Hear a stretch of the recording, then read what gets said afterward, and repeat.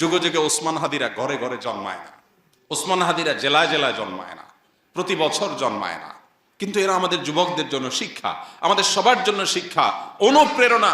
কিভাবে ক্ষুদ্র গণ্ডির ঊর্ধ্বে উঠতে হয়, কিভাবে ক্ষুদ্র চিন্তার বাইরে যেতে হয়, কিভাবে ভয়ের কালচারা সংস্কৃতির দেয়ালকে প্রাচীরকে ভেঙে দিতে হয়, এটা শেখানোর মতো মানুষ ঘরে ঘরে হয় না। মুসলমানের সম্মান নিহিত আছে দুইটা জিনিসের মধ্যে: এক, মৃত্যুর ভয়কে জয় করা; দুই, দুনিয়ার মোহের ঊর্ধ্বে উঠা। বেঁচে থেকে কি হবে? বেঁচে থেকে কতকাল বাঁচতে পারবো? 1000 বছর তো বাঁচতে পারবো না, মরতে তো হবেই। তাহলে সে মৃত্যুটা কেন গৌরবের মৃত্যু হবে না? সে মৃত্যুটা কেন সার্থক মৃত্যু হবে না? সে মৃত্যু কেন হাজার হাজার তরুণকে উজ্জীবিত করবে না? সে মৃত্যু কেন বহু মানুষের বিবেককে খুলে দিবে না? সে মৃত্যু কেন অন্যকে অনুপ্রাণিত করবে না? এই মৃত্যু কেমন মৃত্যু? যে মৃত্যু আমার একজন ভীরু মানুষের মতো মৃত্যু হবে। আমি পলায়ন পর হয়ে মৃত্যু কেন বরণ করব? এই মৃত্যুর ভিতরে কি সার্থকতা আছে? এই মৃত্যু তো সবাই বরণ করে, গরু ছাগলেরও তো মৃত্যু হয়। আমি মানুষ, আমি প্রাণী, আমি মুসলিম, আমি আল্লাহ নবীর উম্মত, আমি বড় বড় সাহাবীদের অনুসারী, অতএব আমার মৃত্যু তো অন্য 10 জনের মৃত্যু মতো হতে পারে না। আমি একজন আদর্শবাদী মুসলিম হতে হয়, আমার চোখে মুখে থাকবে দুনিয়া জয় করার স্বপ্ন, আমার চোখে মুখে থাকবে অন্যায়ের বিরুদ্ধে কথা বলার স্বপ্ন, মাজলুম মানুষের পক্ষে কথা বলার স্বপ্ন, অন্যায় অনাচারের বিরুদ্ধে কথা বলার স্বপ্ন। এটা যদি চোখে না থাকে, এই পুরুষত্বের দাম কি? এই মনুষ্যত্বের দাম কি? এই মুসলমানিত্বের দাম কি? এই তথাকথিত ঈমানের পরিচয় নামে অভিনয় করার দাম কি? কোরআনে হাকিমে আমাদেরকে আমাদের রব আল্লাহ সুবহানাহু ওয়া তাআলা যত আদেশ করেছেন, যত নির্দেশ করেছেন, এর মধ্যে যে কয়েকটি নির্দেশকে বারবার বিভিন্নভাবে ঘুরিয়ে ফিরিয়ে আমাদেরকে আল্লাহ তাআলা বিশেষভাবে নির্দেশ করেছেন, সতর্ক করেছেন, সে বিষয়গুলোর অন্যতম হলো ইনসাফ প্রতিষ্ঠা করা। কোরআনে কারিমে ইনসাফ এই বিষয়টিকে কোথাও আদল, কোথাও কিসত, কোথাও অন্য কোনো শব্দ দ্বারা আল্লাহ তাআলা আখ্যায়িত করেছেন, এবং এই ইনসাফ সংশ্লিষ্ট নির্দেশনা কোরআনে কারিমে কমপক্ষে 30 বারেরও বেশি আল্লাহ তাআলা আমাদেরকে দিয়েছেন। আল্লাহ সুবহানাহু ওয়া তাআলা ইরশাদ করেছেন, ওয়াকুনু কাওয়ামিনা বিল কিসত শুহাদাআ লিল্লাহ ওয়ালাউ আলা আনফুসিকুম। ঈমানদারদের বৈশিষ্ট্য এটি। আল্লাহ তাআলা নির্দেশ করেছেন মুমিনদেরকে যে আমরা যেন ইনসাফ প্রতিষ্ঠাকারী হই, আমরা যেন ন্যায় এবং ন্যায্যতার পক্ষে সব সময় থাকি এবং সেটাকে সমাজে প্রতিষ্ঠিত করে ছাড়ি। এমনকি ন্যায় বা ইনসাফ প্রতিষ্ঠা করতে গিয়ে যদি নিজের বিরুদ্ধেও যায়, আমার গোষ্ঠীর বিরুদ্ধেও যায়, আমি একজন আলিম, কোনো আলিম অন্যায় করেছেন, আমি একজন মুসলিম, কোনো মুসলিম অন্যায় করেছেন, আমি কোনো একটা দলকে অনুসরণ করি, সে দলের মানুষজন অন্যায় করেছেন, নিজেদের বিরুদ্ধে গেলেও যেন আমরা ইনসাফের কথা বলি, আমরা যেন কখনো ইনসাফ থেকে বিচ্ছিত না হই, এই পরিষ্কার নির্দেশনা আল্লাহ তাআলা আমাদেরকে দিয়েছেন। আল্লাহ সুবহানাহু ওয়া তাআলা অন্য আয়াতে বলেছেন, ওয়ালা ইয়াজরিমান্নাকুম শানআনু কওমিন আলা আল্লা তা'দিলু ই'দিলু হুয়া আকরাবু লিত-তাকওয়া। যদি তোমার কোনো শত্রু, ভিন্ন মতাবলম্বী, তোমার মতের বিরুদ্ধের কোনো মানুষও যদি কোনো ইনসাফ এর হকদার হয়, তার ব্যাপারেও যদি তোমার কোনো অবস্থান নিতে হয়, খবরদার ব্যক্তিগত, আদর্শগত বা যে কোনো ধরনের শত্রুতার কারণে কোনো ব্যক্তির প্রতি তোমার দ্বারা যেন জুলুম না হয়। ইনসাফের কথা সবার বেলায় বলতে হবে, শত্রুর বেলায়ও। এমনকি ইনসাফের কথা বলতে গেলে যদি নিজের বিরুদ্ধেও যায়, নিজের বাবার বিরুদ্ধেও যায়, ভাইয়ের বিরুদ্ধেও যায়, তাহলেও এই সততার পরিচয় দিতে হবে। এটা হলো ঈমানের দাবি। দুঃখজনক হলেও সত্য, আজ আমরা যারা নিজেদেরকে ঈমানদার বা মুসলমান বলে পরিচয় দিতে প্রাউড ফিল করি, গর্ববোধ করি, আমরা বেশিরভাগ মানুষ এই জায়গায় আমরা আমাদের সততার পরিচয় দিতে পারি না। এই জায়গায় এসে আমাদের পা পিছলে যায়, এই জায়গায় এসে আমরা আমাদের ন্যায়নিষ্ঠতার জায়গা থেকে আমরা সরে যাই। অথচ আল্লাহ রাব্বুল আলামিনের কাছে প্রিয় পাত্র হওয়ার প্রয়োজনে, আখিরাতে নাজাতের প্রয়োজনে শুধু আমাদেরকে নামাজ পড়লে হবে না। নামাজের পাশাপাশি আমার সামগ্রিক জীবনে ইনসাফ সর্বত্র আমাকে প্রতিষ্ঠা করার সংগ্রাম, প্রচেষ্টা, এটা অব্যাহত রাখতে হবে। আমি যদি জুলুম করি, আমি যদি জুলুমের সমর্থক হই, আমি যদি জুলুমকে সহনীয় বিষয়ে পরিণত করি, আমি যদি জুলুমের ব্যাপারে সোচ্চার না হই, আমি যদি আমার ন্যূনতম দায়িত্বটুকুও পালন না করি, তো আল্লাহ রাব্বুল আলামিন আমাদেরকে সতর্ক করেছেন। আল্লাহ বলেছেন, ওয়ালা তারকানু ইলাল্লাযীনা যালামু ফাতামাসসাকুমুন নার। সমাজে যে সমস্ত জুলুম চলছে, অনাচার চলছে, অবিচার চলছে, অন্যায় চলছে, এই সমস্ত অন্যায় অবিচারে অনেকেই জুলুম এবং জালিমদের দিকে ঝুঁকে পড়েন, জুলুম এবং জালিমদের দিকে ঝুঁকে পড়েন, যেদিকে বাতাস সেদিকে ছাতা ধরেন। লম্বা একটা সময় আমরা দেখেছি আমাদের দেশে ধর্মকর্ম পালন করা এটাকে বাঁকা চোখে দেখা হতো। পশ্চিমারা যে ইসলামোফোবিয়া সমাজে সৃষ্টি করেছে, তৈরি করেছে, সেটার প্রভাবে আমাদের দেশেও শিক্ষা প্রতিষ্ঠানে, সরকারি বেসরকারি প্রতিষ্ঠানে, সমাজে সর্বত্র বিভিন্ন ক্ষেত্রে দায় টুপি পরা মানুষ, সৎ নেককার মানুষ, তাদেরকে পর্যন্ত কোণঠাসা করে রাখা হতো এবং মনে করা হতো এটাই স্বাভাবিক। নামাজি কালামে মানুষও এই জিনিসগুলোকে মেনে নিয়েছিল অনেকটা। হ্যাঁ, কিছু সংখ্যক মানুষ হয়তো অন্যায়ের বিরুদ্ধে চেষ্টা করেছেন লড়াই করবার। তো আল্লাহ রাব্বুল আলামিন সে বিষয়ে বলেছেন, ওয়ালা তারকানু ইলাল্লাযীনা যালামু ফাতামাসসাকুমুন নার। যারা জুলুম করেছে, যারা অন্যায় অবিচার করেছে, এই মানুষগুলোর দিকে তোমরা যদি ঝুঁকে পড়ো, অন্যায়কে মেনে নিলেন, ঠিক আছে এখন এটাই চলে, কি আর করা যাবে। অনেক নামাজি কালামি বাপ তার সন্তানকে এক সময় দাড়ি রাখতে উদ্বুদ্ধ করতেন না। তিনি নিজে দাড়ি রাখেন, দাড়ি রাখা মুসলমানের জন্য ওয়াজিব, আল্লাহর নবীর নির্দেশ তিনি জানেন এবং তিনি বিশ্বাস করেন, তিনি সেটাকে রেসপেক্ট করেন, তিনি মানতে চান। কিন্তু এটা করতে গেলে হেনস্থার শিকার হবে আমার ছেলে। এই জন্য ছেলেকে দাড়ি চাচতে অনেক বাবা বলতেন। তিনি মুসলিম হিসাবে আদর্শ মুসলিম হতে পারেন নাই যে আমি অন্যায়ের বিরুদ্ধে দাঁড়াবো, কথা বলবো, প্রতিবাদ করব, চেষ্টা করব। বেশিরভাগ মানুষ আমরা এরকম। হ্যাঁ, কিছু মানুষ, কিছু আল্লাহর বান্দা সব সময় অন্যায়ের বিরুদ্ধে সাধ্য অনুযায়ী লড়ে গেছে। তো আয়াত বলছে যারা জুলুম করে তাদের দিকে যদি তোমরা ঝুঁকে পড়ো দলীয় আনুগত্যের কারণে, অথবা ইমানের দুর্বলতার কারণে, অথবা মৃত্যু ভীতির যে সংস্কৃতি, এই সংস্কৃতির কারণে তোমরা যদি চাচা আপনা জান বাঁচাও এই মানসিকতা লালন করে জালিমদের দিকে ঝুঁকে পড়ো, ফাতামাসসাকুমুন নার, মনে রাখবে জাহান্নামের আগুন তোমাদেরকে স্পর্শ করবেই করবে। আল্লাহ ছাড়া কোনো অভিভাবক সাহায্যকারী সেদিন তোমরা পাবে না। সুম্মা লা তুনসারুন, এবং কেউ তোমাদের সাহায্যকারী হবে না, কেউ সাহায্য করবে না। আবু সাঈদ খুদরী রাদিয়াল্লাহু তাআলা আনহুর একটা প্রসিদ্ধ হাদিস আমরা অনেকে বারবার শুনেছি। তিনি বলেছেন, নবী করিম সাল্লাল্লাহু আলাইহি ওয়াসাল্লাম ইরশাদ করেছেন, আফদালুল জিহাদে কালিমাতু আদলিন ইনদা সুলতানিন জায়ের। সবচেয়ে উত্তম জিহাদ হলো অন্যায় অনাচারকারী শাসক ক্ষমতাধর মানুষের সামনে ন্যায় এবং ইনসাফের কথা বলা। এটা আজ সমাজ থেকে হারিয়ে গেছে। আমরা প্রত্যেকটা মানুষ এখন সেলফিশ। আমরা প্রত্যেকটা মানুষ, এমনকি ধার্মিক মানুষও আছেন অনেকে তাহাজ্জুদ গুজার, কিন্তু তিনি আত্মকেন্দ্রিক, তিনি স্বার্থপর, তিনি নিজের জান বাঁচানোতে বিশ্বাস। শহুরে জীবনে এটা তো আরো ভয়ঙ্কর। চোখের সামনে খুন হচ্ছে, যার যাচ্ছে সে বুঝুক, আমি আমার জান বাঁচায় চলে যাই, আমি ওই ঝামেলায় যেতে চাই না। বেশিরভাগ মানুষ আমরা এই মেন্টালিটির। চোখের সামনে ছিনতাই হচ্ছে, 5 জন মানুষ একটু জোরে ধমক দিলেই ছিনতাইকারী পালায় যায়, কিন্তু ওখানে গিয়ে আমি যদি কোনো ঝামেলায় পড়ি, আমি আমার জান বাঁচাই। আমরা ভোর রাতে অনেকে উঠে তাহাজ্জুদের নামাজ পড়ি, অনেক বড় ফজিলতপূর্ণ কাজ। শীতের বিরুদ্ধে সংগ্রাম করে তাহাজ্জুদ পড়া চারটিখানি কথা না, সবার কপালে নসিব হয় না। অনেকে কষ্ট করে ক্ষুধার্ত থেকে নফল রোজা রাখি আমরা, এটাও অনেক কষ্টসাধ্য কাজ।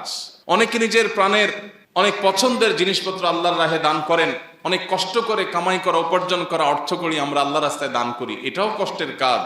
কিন্তু সেই মানুষগুলো আমরা অন্যায় অনাচারের বিরুদ্ধে দাঁড়ানো, কথা বলা, ভূমিকা রাখা, এটাও যে একটা ইবাদতের কাজ। কোন কোন ক্ষেত্রে আমার ওই তাহাজ্জুদের চাইতে বেশি ফজিলতের বিষয়, আমার দানের চাইতে বেশি সওয়াবের বিষয়, আমার অন্যান্য ইবাদতের চাইতেও আল্লাহকে বেশি সন্তুষ্ট করবে এমন বিষয়, এটা আমরা ঘুণাক্ষরেও মনে রাখি না, বরং ভুলে গেছি। কালচারটাই এমন ভাবে প্রতিষ্ঠিত হয়েছে, ভোগবাদী এই পৃথিবী আমাদেরকে এমন শিক্ষা দিয়েছে যে আমাদেরকে ভয়ের সংস্কৃতি ধারণ করতে হবে, লালন করতে হবে, নিজের জীবন বাঁচাতে হবে। জীবন বাঁচায় যদ্দূর সম্ভব ইদ্দূর করলাম। আর বেশিরভাগ ক্ষেত্রে অন্যায় অনাচার এগুলোর বিরুদ্ধাচরণ, ইনসাফ এর পক্ষে কথা বলা, অবস্থান নেওয়া, এই বিষয়গুলোকে আমরা ভুলে গেছি। অথচ নবী করিম সাল্লাল্লাহু আলাইহি সাল্লামের সে হাদিস আমাদের কার না জানা। আমরা কে এই হাদিসটি না শুনেছি, যে হাদিসটিতে নবীজি বলেছেন, মান রাআ মিনকুম মুনকারান ফালইউগাইয়িরহু বিয়াদিহি। তোমাদের কেউ যদি কোনো অন্যায় দেখে, সে যেন তার হাত দিয়ে সে অন্যায়কে পরিবর্তন করে দেয়। আর যদি সেটা করতে সক্ষম না হয়, তাহলে সে যেন তার মুখ দ্বারা অন্যায়ের বিরুদ্ধে বলে, সফটলি, নম্রতার সাথে, কোমলতার সাথেও যেন অন্যায়ের বিরুদ্ধে বলে। আর যদি সেটাও করতে না পারে, অন্তত অন্তর থেকে এই অন্যায় পরিবর্তন করবার চিন্তা, সংকল্প, পরিকল্পনা, নিয়ত, এর প্রতি ঘৃণা, এগুলো যেন অন্তত লালন করে। এটুকু হলো ইমানের সর্বনিম্ন স্তর। আর যদি এটুকুও না হয়, আপনার সমাজে অনাচার হচ্ছে, আপনার ব্রুটা পর্যন্ত ভাঁজ হচ্ছে না, কপালে ভাঁজ হচ্ছে না, অন্যায় হচ্ছে, আপনি সেটার বিরুদ্ধে কথা বলা তো দূরের কথা, আপনার মধ্যে কোনো হিতাহিত জ্ঞানটুকু পর্যন্ত নেই, আপনি আপনার নিজেকে নিয়ে ব্যস্ত, তাহলে নিজেকে মুসলিম বা ইমানদার হিসাবে দাবি করবার কোনো নৈতিক অধিকার আমাদের নাই। আজ দুঃখজনক বাস্তবতা হলো আপনি আমি আমরা বেশিরভাগ মানুষ এই কাতারের মুসল্লি। আমরা নামাজ পড়ি কিন্তু অসৎ কাজে বাধা প্রদান আমরা করি না। আমরা প্রত্যেকটা মানুষ যদি অন্যায়ের বিরুদ্ধে সোচ্চার হতাম, কোনো জালেম মাথা ছাড়া দিয়ে দাঁড়াতে পারতো না, কোনো আধিপত্যবাদীরা আমাদেরকে গোলাম বানিয়ে রাখতে পারতো না। কিন্তু আমরা যখন স্বার্থপর হয়ে গেছি, আমরা যখন শুধু নিজের জীবন আর পরিবার নিয়ে আমাদের চিন্তা ভাবনা ঘুরপাক খায়, এর বাইরে আমরা ভাবতে পারি না, তখন গোলামি আমাদের জন্য অবধারিত হয়ে গেছে, অপমান আমাদের জন্য অবধারিত হয়ে গেছে, অপরিহার্য হয়ে গেছে। নবী সাল্লাল্লাহু আলাইহি সাল্লাম তার সেই প্রখ্যাত হাদিসে এমনি এমনি বলেননি। একটা সময় আসবে যে সমস্ত জাতিগোষ্ঠীরা, সমস্ত সম্প্রদায়, অন্য ধর্মের মানুষেরা, মানুষ যেভাবে খাবারের টেবিলে বসে চারপাশে ভাগযোগ করে ছিঁড়ে ফুড়ে খায়, তোমাদের মুসলিম জাতিকে সেভাবে ছিঁড়ে ফুড়ে খাবে। কখনো তোমাদেরকে জঙ্গি তকমা দিবে, কখনো তোমাদেরকে মৌলবাদী তকমা দিবে, কখনো তোমাদেরকে বিভিন্ন দেশবিরোধী তকমা দিবে। এগুলো দিয়ে দিয়ে তোমাদেরকে দুর্বল করবে, কোণঠাসা করবে এবং তোমাদেরকে শেষ করবে, ধ্বংস করবে। নিজেদের মধ্যে গ্রুপিং সৃষ্টি করে, মতবিরোধ সৃষ্টি করে, তোমাদের মধ্যে মতভিন্নতা সৃষ্টি করে তোমাদেরকে লাগিয়ে দিবে এবং মুসলমানদের মধ্যে একটা অংশ আরেক অংশের ব্যাপারে দ্বিধাগ্রস্ত হয়ে পড়বে। এরকম যে জটিল অবস্থায় তৈরি হবে, অন্য সম্প্রদায়ের মানুষরা তোমাদেরকে ভোগের বস্তুতে পরিণত করবে, তোমাদেরকে ভেঙে চড়ে খাবে। কেউ কাশ্মীর নিবে, কেউ ইরাক নিবে, কেউ সিরিয়া নিবে, কেউ আফগানিস্তান নিবে, কেউ আফ্রিকা নিবে। ভাগযোগ করে সবাই তোমাদেরকে যখন লুটপাট করে খাবে, এমন একটা সময় আসবে। নবীজিকে সাহাবীরা বলেছেন, ইয়া রাসূলুল্লাহ আবি কিল্লাতি নাহনু ইয়াউমাইদিন, সেদিন কি আমাদের সংখ্যা অনেক অল্প হবে, সেজন্য দুরবস্থা হবে? নবীজি বলেছেন, না, বাল আনতুম ইয়াউমাইদিন কাসীর, বরং সেদিন তোমাদের সংখ্যা হবে অনেক। দুনিয়াতে কোটি কোটি মুসলমান থাকবে, ওয়ালাকিন্নাকুম গুসাউন কাগুসাইস সাইল, কিন্তু বানের পানির উপরে খড়কুটা যেরকম ভেসে যায়, তোমরা সেরকম খড়কুটার মতো হবে। তোমরা আদর্শহীন মুসলিম হবে, নামে মুসলমান ধারণ করবে, নামাজ পড়াটাকেই শুধু ইসলাম বানিয়ে নিবে, অন্যায়ের বিরুদ্ধে কথা বলাকে তোমরা কোনো ভালো বিষয় মনে করবে না। নবীজি বলেছিলেন সেদিন তোমাদের এই পরিণতির দুটি কারণ থাকবে, এক হুব্বুদ দুনিয়া, দুই কারাহিয়াতুল মউত। তোমাদের মধ্যে দুনিয়ার মোহ অনেক বেশি হয়ে যাবে। দুনিয়ার মোহ যখন বেশি হয়ে যাবে, তখন আমার ফ্যামিলি, আমার বাচ্চা কাচ্চা, আমার বাপ ভাই, আমার নিজের, আমার ব্যবসা বাণিজ্য, আমার ক্যারিয়ার, তোমার চিন্তা শুধু এই চক্রের মধ্যে ঘুরপাক খাবে। এই চক্রকে ভেদ করে তুমি জান্নাত পর্যন্ত দেখতে পাওয়া, আখিরাত পর্যন্ত দেখতে পাওয়া, রবের সন্তুষ্টি অর্জন করা, সার্থক মানুষ হয়ে যাওয়া, এই মানসিকতা তোমাদের মধ্যে থাকবে না। ক্ষুদ্র চিন্তার মধ্যে তোমরা সীমাবদ্ধ থাকবে। এটা মুসলমানের পরিচয় নয়। মুসলমান সে মানুষ যে আবু বকর ওমরের সন্তান, খালিদ ইবনে ওয়ালিদের সন্তান, ওমর আবু বকরের ওসমানের সন্তান, আলী রাদিয়াল্লাহু তাআলা আনহুর আদর্শের সন্তান, মুহাম্মদ সাল্লাল্লাহু আলাইহি সাল্লামের রূহানি সন্তান। সে মুসলমান তো সামান্য শুধু ফ্যামিলির চিন্তা, কয়টা টাকা পয়সার চিন্তা, একটু লাক্সারিয়াস লাইফ লিড করার চিন্তা, একটু ভোগের চিন্তা করবে না। এটা তো পশু পাখিরাও করে, প্রাণীরাও করে। মানুষের মনুষ্যত্ব, ইমানদারের সার্থকতাই হলো তার জীবনকে অন্যায়ের বিরুদ্ধে সর্বোচ্চ সোচ্চার রেখে আল্লাহর রাহে নিজের জীবনকে নজরানা হিসাবে পেশ করতে পারা। এটাই তো মুসলমানের সার্থকতা। যেদিন তোমাদের মধ্যে দুনিয়ার মোহ পেয়ে বসবে, তোমরা ক্ষুদ্র গণ্ডির বাইরে আসতে পারবে না। তোমাদের যেদিন মৃত্যু ভয় তোমাদেরকে ঝেঁকে বসবে, জান বাঁচাবার জন্য শুধুমাত্র চিন্তা করবে, আমি এখানে গেলে আমার জান যাবে, আমি আমার জান বাঁচাই, আমি নিজে ভালো থাকি। এই চিন্তা যখন আসবে, অপমান, অপদস্থ, লাঞ্ছনা এবং আগ্রাসন এটা তোমাদের জন্য অপরিহার্য হয়ে যাবে, অবধারিত হয়ে যাবে। নবী করিম সাল্লাল্লাহু আলাইহি সাল্লামের এই হাদিস যেন আজ আমাদের সামনে জ্বলন্ত উদাহরণ। আজ প্রত্যেকটা মুসলমান আমরা নামাজ পড়তে রাজি আছি, রোজা করতে রাখতে রাজি আছি, দান সাদাকা করতে রাজি আছি, সুবহানাল্লাহ আলহামদুলিল্লাহ পড়তে রাজি আছি, তাসবিহাত পড়তে আমরা রাজি আছি। এগুলো ভালো কাজ, কোনো সন্দেহ নেই। কিন্তু আমরা অন্যায়ের বিরুদ্ধে কথা বলতে গিয়ে যদি রিস্ক নিতে হয়, সেই রিস্ক নিতে আমরা রাজি না। সময় তো ভাইরা আমার, অথচ নবী করিম সাল্লাল্লাহু আলাইহি সাল্লাম বলেছেন, মান কুতিলা দুনা দামিহি ফাহুয়া শাহীদ, মান কুতিলা দুনা মালিহি ফাহুয়া শাহীদ। যে ব্যক্তি প্রতিরোধ করতে গিয়ে, অধিকার রক্ষা করতে গিয়ে, অন্যায়ের বিরুদ্ধাচরণ করতে গিয়ে মারা যায়, সে শহীদের মর্যাদা পায়। ভাইরা আমার, আমাদের দেশের প্রেক্ষাপটে দীর্ঘদিন পর্যন্ত একটা ন্যারেটিভ প্রতিষ্ঠা হয়েছিল। সেটি হলো বিপ্লবী মানসিকতা মানেই হলো যারা ইসলাম গায়ে মাখায় না। এই মানুষগুলোকে বিপ্লবী বিপ্লবী মোড়ে আমরা দেখতে পেতাম। অথচ মুসলমান হলো সবচেয়ে বড় বিপ্লবী, অন্যায়ের বিরুদ্ধে, অনাচারের বিরুদ্ধে, আধিপত্যবাদের বিরুদ্ধে। এই ভারতবর্ষ থেকে আধিপত্যবাদীদের, সাম্রাজ্যবাদীদের খেদাও আন্দোলনে কি ভূমিকা ছিল মুসলিমদের, ওলামা একরামের নেতৃত্ব ছিল, আমরা সেই ইতিহাস ভুলে গেছি। প্রিয় ভাইরা আমার, সময় এসেছে আমাদেরকে নতুন করে ভাববার, আল্লাহ রাব্বুল আলামিনের রাহে নিজের জীবনকে কোরবান করার জন্য মানসিকভাবে প্রস্তুত হওয়ার। আল্লাহ আমাদের সবাইকে তৌফিক দান করুন। ইমানদার কখনো স্বার্থপর হতে পারে না, ইমানদার কখনো সীমাবদ্ধ গণ্ডির মধ্যে চিন্তা করতে পারে না, বরং এটা অতিক্রম করতে পারা ইমানদারের সার্থকতা। মুহতারাম হাজিরিন, আজ বড় বেশি প্রয়োজন সেই সাহাবায়ে কেরামের চেতনার। নবী সাল্লাল্লাহু আলাইহি সাল্লাম যে চিত্র অঙ্কন করেছেন মুসলমানের, সেই চিত্রের বাস্তব উদাহরণ হতে পারে এরকম কিছু মুসলমানের। এরকম কিছু মুসলমান যদি আজ পৃথিবীতে তৈরি হয়, তাহলে আবারও মুসলিমের সে গৌরব, মুসলমানদের সেই শৌর্যবীর্য, মুসলমানদের সেই ঐতিহ্য, সেটা আবার উদ্ধার করা সম্ভব। এবং সবচেয়ে বড় কথা হলো, আল্লাহ রাব্বুল আলামিনের কাছে আমার প্রিয় পাত্র হওয়া, আমার আখিরাতকে নিজের করে নেওয়ার এর চেয়ে শর্টকাট এবং সংক্ষিপ্ত কোনো উপায় নাই। যে ব্যক্তি তার জীবনের মায়া ত্যাগ করে, তার কাছে দুনিয়ার মোহ কোনো বিষয়। যে ব্যক্তি তার জীবনের মায়া ত্যাগ করতে পারে, তার কাছে পার্থিব ছোটখাটো স্বার্থ এগুলো কোনো বিষয় হতে পারে না।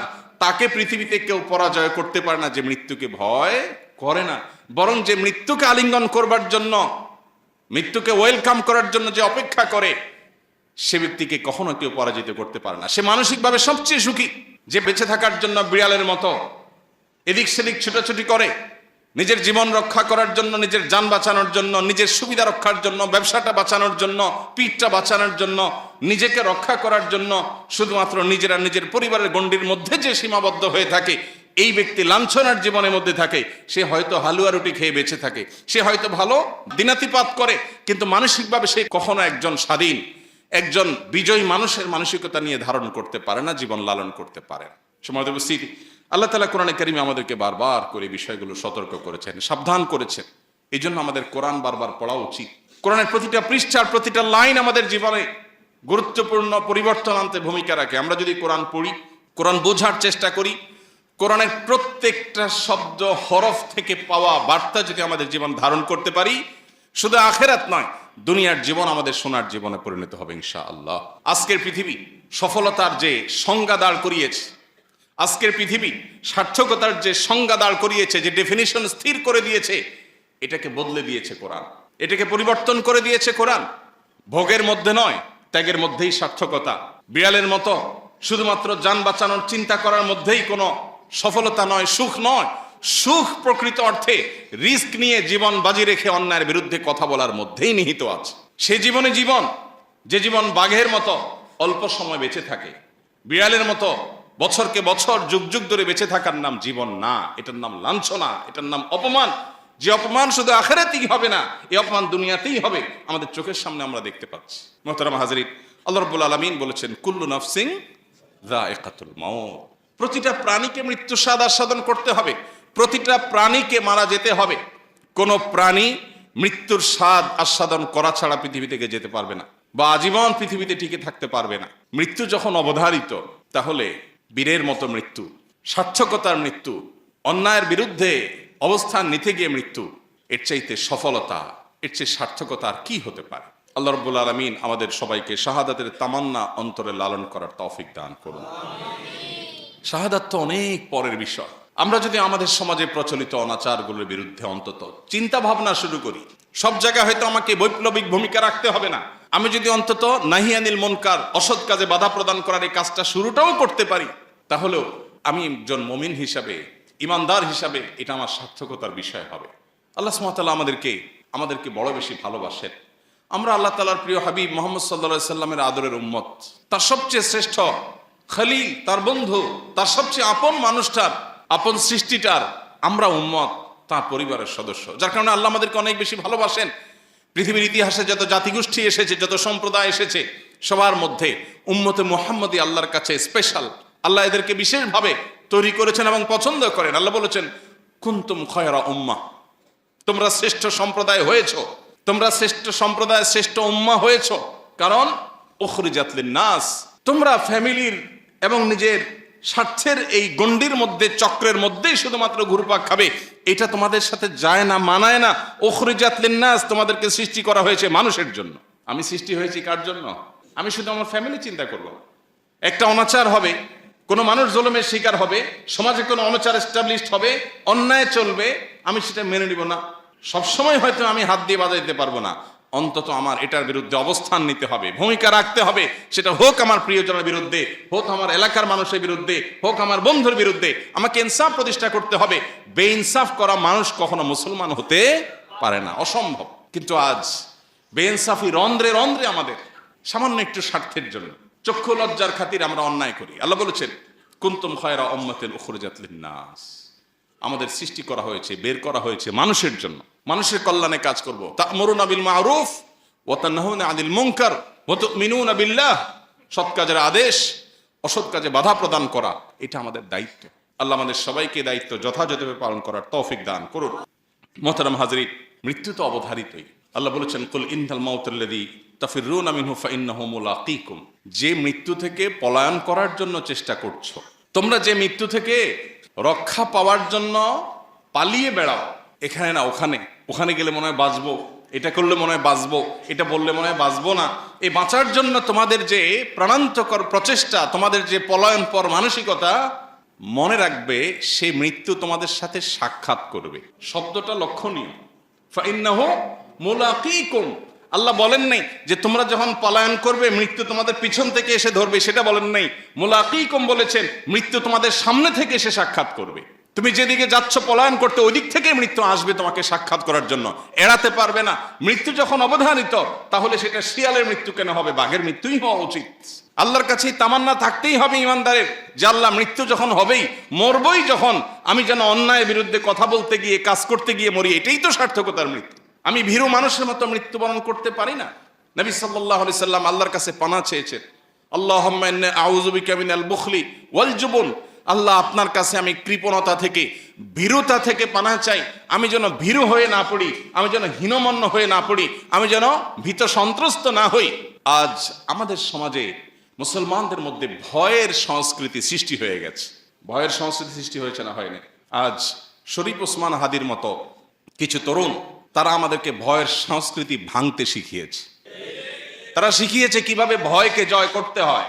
আপনার আমার অনেকের মতো তারও একটা ছোট্ট বাচ্চা আছে, মায়া আছে, এবং সে জানতো সে যে পথে পা বাড়িয়েছে, এই পথে মৃত্যু অবধারিত, সেটার জন্য প্রস্তুত ছিল, আগে থেকে ঘোষণা দিয়েছে। পরিচিত ভাই ব্রাদারকে বলে গেছে, আমি মরে গেলে আমার বাচ্চাদের দিকে খেয়াল রাখিও, জাস্ট ইট। আর আল্লাহ খেয়াল রাখবেন, যথেষ্ট। বহু লেবাসধারী ধার্মিকের চাইতে, বহু লেবাসধারী তথাকথিত আলিমের চাইতে এ ধরনের তরুণরা আমাদের ক্ষেত্রে, আমাদের জন্য এই ক্ষেত্রে অন্তত উত্তম উদাহরণ।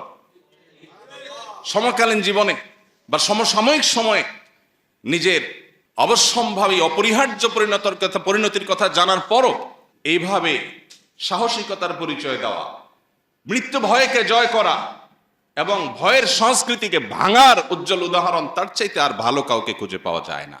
মানুষ যখন নিশ্চিত হয়ে যায় তার বিপদ আসছে, সে সাবধান হয়ে যায়। সাবধান সেও ছিল, কিন্তু অনেকে আছেন সাবধানতা নয় বরং গা বাঁচানোর চেষ্টা করে। ঠিক আছে, জান বাঁচতে বহুত কিছু করতে পারবো, আরে জান বাঁচায় রেখে কি করবো যে জান দিয়ে কিছু করতে পারবো না? জানটা বেঁচে থাকাটা কি জন্য? আল্লাহকে সন্তুষ্ট করার জন্য, আল্লাহকে খুশি করার জন্য। আল্লাহ রাব্বুল আলামিন আমাদেরকে এখান থেকে শিক্ষা গ্রহণ করার তৌফিক দান করুন। আজকে আমাদের যে তরুণ সমাজ আছেন, তরুণ সমাজের বড় অংশকে ভোগবাদী পৃথিবী শুধু ভোগ শিখিয়েছে। এখন তারুণ্যের বড় অংশ তারা খেলাধুলা দেখে এবং সেখানে কোন খেলোয়াড়ের গোল দেওয়া দেখে সে উজ্জীবিত হয়ে যায়, সে উত্তেজিত হয়ে যায়। তার পছন্দের দল হেরে যাওয়া দেখে সে মুষড়ে পড়ে, ভেঙে পড়ে, মন খারাপ করে, সে চোখের পানি ফেলে দেয়, কেঁদে দেয়।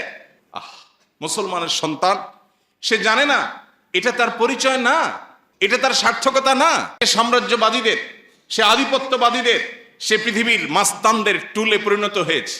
তারা তাকে ব্যবহার করছে, ক্রীড়ানক বানিয়েছে। আজ কোন মুসলিম তরুণ সে সকল বাধার প্রাচীর ডিঙিয়ে, সকল প্রটোকল ভেঙে দিয়ে সে যদি কোনো খেলার মাঠে দর্শক গ্যালারি থেকে একবারে মাঠে গিয়ে খেলোয়াড়কে জড়িয়ে ধরে, মনে করা হয় বাহ, সে কি জয় করেছে। অথচ মুসলমান তো খালিদ ইবনে ওয়ালিদের সন্তান, ওমর আবু বকরের সন্তান, ওসমান আলীর সন্তান, আব্দুল্লাহ ইবনে ওমরের সন্তান। রিদওয়ানুল্লাহি তাআলা আলাইহিম আজমাইন। তারা আমাদেরকে শিখিয়েছেন কিভাবে ইনসাফের জন্য সংগ্রাম করতে হয়, লড়াই করতে হয়, পৃথিবীর মানুষকে সত্যের পথে আনবার জন্য লড়াই করতে হয়, কিভাবে নিজের ভোগবাদিতাকে পায়ের নিচে পিষ্ট করতে হয়। এই শিক্ষা তারা দিয়ে গেছেন। এই জন্য পৃথিবীকে তারা শাসন করেছে, পৃথিবী তাদের পায়ের নিচে এসেছে। কারণ মুসলমানের সম্মান নিহিত আছে দুইটা জিনিসের মধ্যে: এক, মৃত্যুর ভয়কে জয় করা; দুই, দুনিয়ার মোহের ঊর্ধ্বে উঠা। বেঁচে থেকে কি হবে? বেঁচে থেকে কতকাল বাঁচতে পারবো? 1000 বছর তো বাঁচতে পারবো না, মরতে তো হবেই। তাহলে সে মৃত্যুটা কেন গৌরবের মৃত্যু হবে না? সে মৃত্যুটা কেন সার্থক মৃত্যু হবে না? সে মৃত্যু কেন হাজার হাজার তরুণকে উজ্জীবিত করবে না?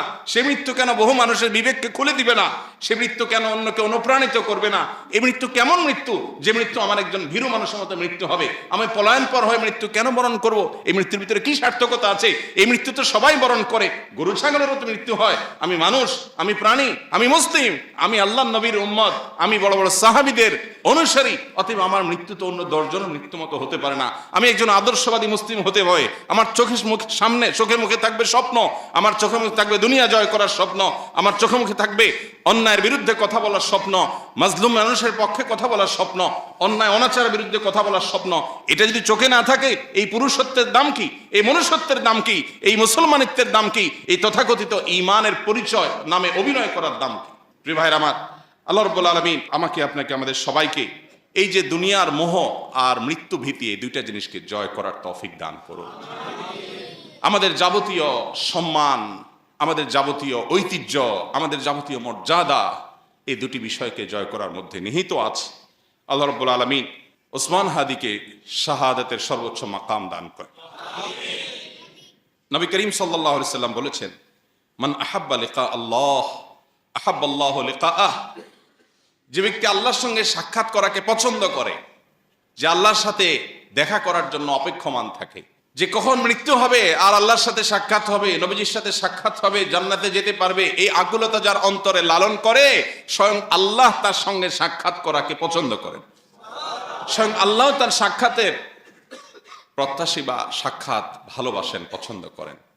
কত সার্থকতার জীবন!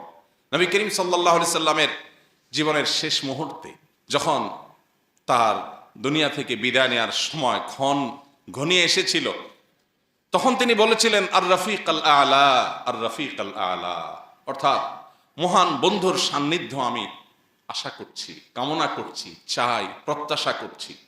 পিপাসা আল্লাহর সঙ্গে সাক্ষাতের, তৃষ্ণা আল্লাহর সঙ্গে দেখা হওয়ার। সে মৃত্যু কত সার্থকতার মৃত্যু! আর ভীত মানুষের মৃত্যু, বাঁচতে চাই, মরতে চাই না, এটা তো আখিরাতে বিশ্বাসী, জান্নাতে বিশ্বাসী কোনো মানুষের স্বভাব নয়। আমরা বেশিরভাগ মানুষ এই কাতারে, আমরা গায়ে গোতরে মুসলমান, দাবিতে মুসলমান, ইবাদতে আচারে মুসলমান, কিন্তু ভেতর থেকে মুসলমান হয়ে উঠতে পারিনি, ভেতর থেকে মুমিন হয়ে উঠতে পারিনি, আমার অন্তরকে মুসলমান বানাতে পারিনি, আমার নিজেকে ইমানদার বানাতে পারিনি। যদি পারতাম তাহলে মৃত্যু আমার সবচেয়ে প্রিয় জিনিস হতো, কারণ মৃত্যুর পরেই আমার জান্নাত অপেক্ষা করছে। মৃত্যু আমার সবচেয়ে প্রিয় জিনিস হতো, কারণ তারপরে আমার নবীর সাথে সাক্ষাতের সুযোগ তৈরি হবে। মৃত্যু আমার সবচেয়ে প্রিয় জিনিস হতো, কারণ তারপরেই আমার জান্নাতে যাওয়ার পথ সুগম হবে। হাউজে কাউসার আমি পাবো, নবী রাসূলদের সাথে সাক্ষাৎ আমি পাবো, স্বয়ং আল্লাহর সাথে আমি সাক্ষাৎ পাবো। আল্লাহ আমাদের সবাইকে সে মানসিকতা লালন করার তৌফিক দান করুন। আল্লাহ রাব্বুল আলামিন কোরআনের হাকিমে বলেছেন, ওয়ালা তাহসাবান্নাল্লাযীনা কুতিলু ফী সাবিলিল্লাহ আমওয়াতা। যারা আল্লাহর রাহে মৃত্যুবরণ করেছেন, সে মানুষগুলোকে তোমরা মৃত মনে করো না, সে মানুষগুলোকে তোমরা মৃত মনে করো না। বাল আহইয়াউন ইনদা রাব্বিহিম ইউরযাকুন। বরং তারা তাদের রবের কাছে জীবিত। তোমাদের কাছে মনে হতে পারে তার দেহ থেমে গেছে, তার হার্টবিট বন্ধ হয়ে গেছে। সে মৃত নিথর দেহের একজন মানুষ মনে হতে পারে, রবের কাছে তারা জীবিত, রবের সাথে সাক্ষাৎ শুরু হয়ে গেছে এবং তারা আল্লাহর কাছ থেকে রিজিক পাওয়া শুরু করে দিয়েছে। সার্থক সে জীবন, সফল সে জীবন। আল্লাহ রাব্বুল আলামিন আমাদের তারুণ্যকে ভোগবাদী দুনিয়ার এই যে মোহনীয় হাতছানি, এটাকে জয় করবার তৌফিক দান করুন। আমার তরুণ বন্ধুরা, আমার যুবক ভাইয়েরা, আজ পশ্চিমা দুনিয়া, আজ অমুসলিমদের যে সংস্কৃতি আর কৃষ্টি কালচার, এটার প্রভাবে আমরা প্রভাবিত হয়ে আমাদের কাছে ভোগ, মোজ মাস্তি এটাই জীবনে পরিণত হয়ে গেছে। আল্লাহর কসম, ভোগ আর মোজ মাস্তির জীবন জীবন নয়, এই জীবন উপভোগ্য নয়। এটা খুবই সামান্য সময়ের সীমিত আনন্দ আপনাকে দিতে পারে, চূড়ান্তভাবে মৃত্যুর পরের সময় অপেক্ষা করতে হবে না, জীবনেই আপনাকে কুরে কুরে শেষ করবে। আপনি একটা সময় উপলব্ধি করতে পারবেন আমার জীবনের আসলে লক্ষ্যটা কি। ভোগ উপভোগ তো খুব সামান্য সময়ের, পছন্দনীয় খাবার খাচ্ছেন, এটা গলার নিচে নামার আগ পর্যন্ত উপভোগের বিষয়, এরপরে আর উপভোগের কোনো বিষয় নয়। সো এটা কোনো জীবন না।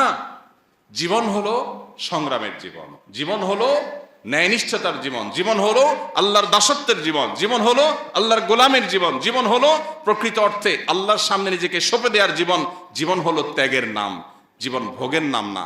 জীবন হলো স্যাক্রিফাইসের নাম, জীবন উপভোগের নাম না।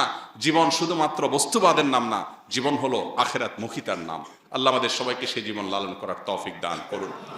যুগে যুগে ওসমান হাদিরা ঘরে ঘরে জন্মায় না, ওসমান হাদিরা জেলায় জেলায় জন্মায় না, প্রতি বছর জন্মায় না, কিন্তু এরা আমাদের যুবকদের জন্য শিক্ষা, আমাদের সবার জন্য শিক্ষা, অনুপ্রেরণা। কিভাবে ক্ষুদ্র গণ্ডির ঊর্ধ্বে উঠতে হয়, কিভাবে ক্ষুদ্র চিন্তার বাইরে যেতে হয়, কিভাবে ভয়ের কালচারাল সংস্কৃতির দেয়ালকে, প্রাচীরকে ভেঙে দিতে হয়, এটা শেখানোর মতো মানুষ ঘরে ঘরে হয় না। আল্লাহ তাআলা আমাদেরকে শিক্ষা গ্রহণের তৌফিক দান করুন। আল্লাহুম্মা আহসিন খাতিমানা ওয়া আওয়াকিবানা। আল্লাহ আমাদের মৃত্যু, আমাদের শেষ পরিণতিটা যেন ভালো হয়, সুন্দর হয়, সার্থক হয়, আমাদের জন্য সেটা যেন আনন্দের হয়, তৃপ্তির হয়, সেটা যেন আমাদের দুনিয়াতেও মর্যাদার হয়, আখিরাতেও যেন আমাদের রবের সন্তুষ্টির কারণ হয়। আল্লাহ আমাদের সবাইকে সেই তৌফিক দান করুন।